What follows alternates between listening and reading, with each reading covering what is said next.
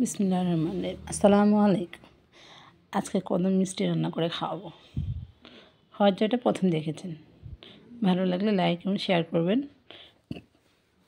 আর যারা আমার চ্যানেলে নতুন তারা সাবস্ক্রাইব করবেন। আশা করি ভিডিওটা ভালো লাগবে। আমি এখানে 1 লিটারের মতো দুধ নিয়েছি, 500 গ্রামের মতো গাজরগুলো কুচি করে দিয়েছি। তারপর গাজর আর দুধটা সেদ্ধ করে নেব। দুধটা যেহেতু বেশি হয়েছে ব্লেন্ডার করতে হবে, তাই দুধটা কিছুটা আমি ঢেলে রেখেছি আর কিছুটা আমি ব্লেন্ড করব। ব্লেন্ডারে ঢেলে দিলাম। গাজর আর দুধগুলো ব্লেন্ড করে নিয়েছি। এবার ঢেলে নিব।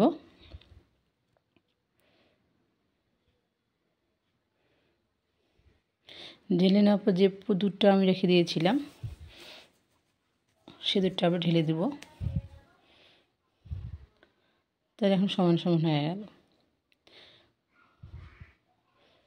তারপর এখানে আমি নারকেল কুড়া নিয়েছি আর গুড় আর গাজর সম্পূর্ণ আমি এখন এগুলো ভেজে নেব।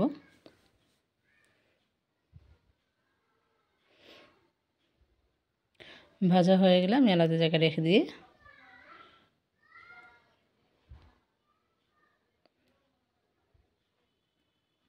খেতে অসম্ভব সুন্দর। আপনারা অবশ্যই বাসায় ট্রাই করবেন। এক চা চামচের মতো আমি ঘি দিয়ে দিয়েছি।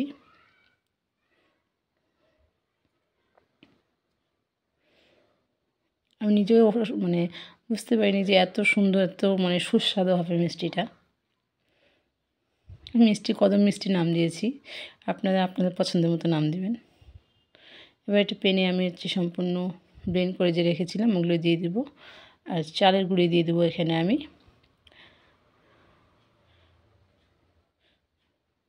টিফিন বাটি দিয়ে দুই টিফিন বাটি দিয়েছি, ছোটো টিফিন বাটি দিয়ে। তারপর যেরকম চালের রুটি সেদ্ধ করে নেয় আটাটা, ওরকম সেদ্ধ করে নিতে হবে। গরম ছিল তাই ধরতে পারতেছিলাম না। তারপর ঠিক লাড্ডুর মতো করে নিতে হবে, আগে এরকম করে নিতে হবে। তারপর মাঝখানে আমি পুরটা দিয়ে দেবো, যে পুরটা তৈরি করেছি নারকেল, গাজর এবং গুড় দিয়ে। পুরটা বন্ধ করে মুখটা বন্ধ করে গোল করতে হবে ঠিক লাড্ডুর মতো।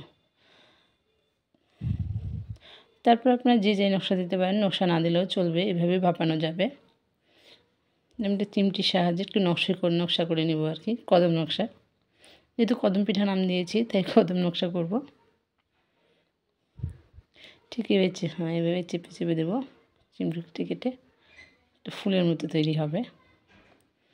আপনারা আপনার পছন্দের মতো একটু ফুল বানিয়ে নিতে পারবেন। ঠিক এভাবে করে নিয়েছি। দেখেন অসম্ভব সুন্দর লাগছে দেখতে, খেতেও অসম্ভব সুন্দর। বাসায় যদি ট্রাই না করেন তাহলে বুঝতেই পারবেন না যে এটা কত টেস্টি একটা খাবার। আমি প্রথম বানিয়েছি। ঠিক এই ধরনের একটা চিমটি দিয়ে আপনাদের সুবিধার্থে আরেকটা বানিয়ে দেখাচ্ছি আমি। খুব সময় লাগে, খুব ধৈর্যও লাগে। ঠিক এভাবে একটা স্ট্যানারে কিছু পানি দিয়ে তারপর স্ট্যান্ডটা বসিয়ে দিতে হবে। তারপর এক এক করে সব কদম পিঠাগুলো মনে করেন ভাপিয়ে নিতে হবে। সব সাজিয়ে নেওয়ার পর ভাপিয়ে নিতে হবে। 5 থেকে 7 মিনিটের মধ্যে ভাপায় নিলেই হয়ে যাবে। 5 থেকে 7 মিনিটের মধ্যেই হয়ে যাবে। হয়ে আসছে, আর একটু দেখে নিই। হয়ে আসছে, এবার নামিয়ে নেওয়ার পালা। খুব সুন্দর এবং খুব অল্প সময় লাগে এটা বানাতে, কিন্তু নকশাটা করতেই হচ্ছে একটু ধৈর্যের ব্যাপার থাকে।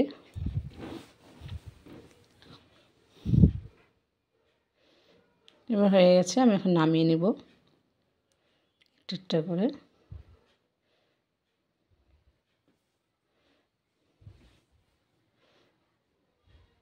কেমন লাগছে অবশ্যই আমাকে কমেন্টে জানাবেন। আশা করি আপনাদের ভিডিও ভালো লেগেছে। আসসালামু আলাইকুম। দেখা হবে নেক্সট ভিডিওতে।